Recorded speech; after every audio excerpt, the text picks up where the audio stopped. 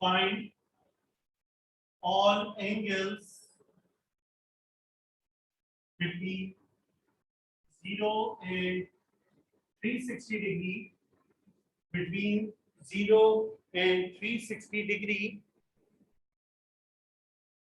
for given equations. Okay, for given equations, right? In A part, they are saying cos x equals to 0.71. Cos x is given negative 0.71, and they are saying find the value of x for which the cos is equals to negative 0.71. Okay, so how will you do that thing? First of all, you will see that what is the answer sign in the given question. First thing, your trigonometric ratio should be all alone with power 1 on one side. Anything being added, anything being multiplied, anything being divided, you have to shift it on the other side. Before starting what I am going to start right now, you have to make sure that on one side of trigonometric ratio, there should only be single trigonometric ratio given. Nothing else should be over there. Okay? So there is nothing else given over here, and I can see that cos of x is coming minus 0.71. So I will see where the now answer is coming negative minus 0.71. So you will see where is negative cos is going to lie. The negative cos lies in two different regions, two different quadrants. What are the quadrants? It lies in second quadrant and it lies in third quadrant, as I have told you in the start. Okay, so second quadrant and third quadrant, what will you do? Now you have to find the basic angle. How will you find the basic angle? You will say cos inverse. Whenever you are going to use calculator to get the value, you will write it as basic angle. Whatever is written over here, that's not my concern right now. Secondly, when you are taking cos inverse, you will not consider positive or negative sign.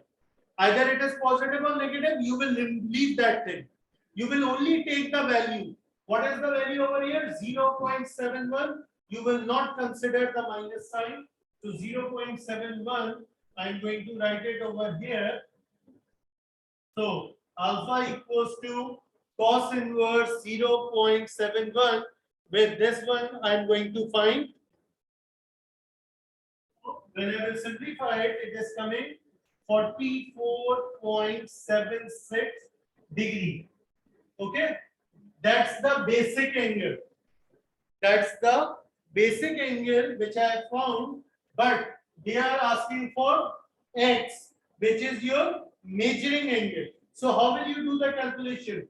First of all, in the second quadrant, I have given you the relation that theta, which can be x, which can be a, b, c, anything.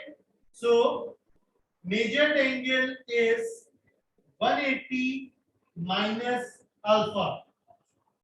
Okay, it will be 180 minus alpha over here. So when I am going to do the subtraction, what I am going to get?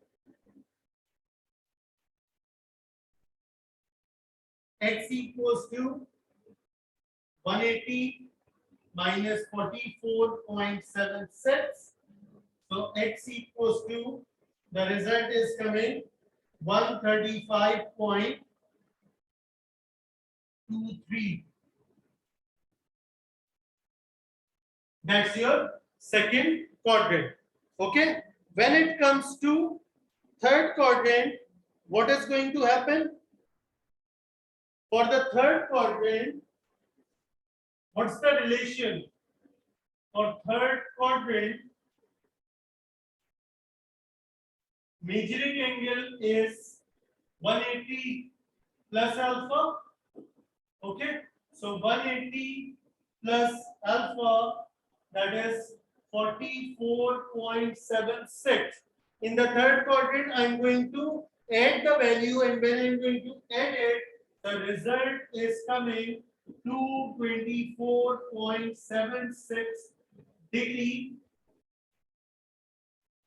In the second quadrant, it is coming 135.23 degree. In the third quadrant, it is coming 224.76 degree. Okay. Now, have I got the correct answer or not? How will I check it? So, take these values, this value and this value, plot it over here. In place of x, first plot this value and then plot this value. Check that are you getting this answer or a bare answer which is very close to this one. Are you getting it or not? Okay. Once you will check it by plotting 135.23. Okay.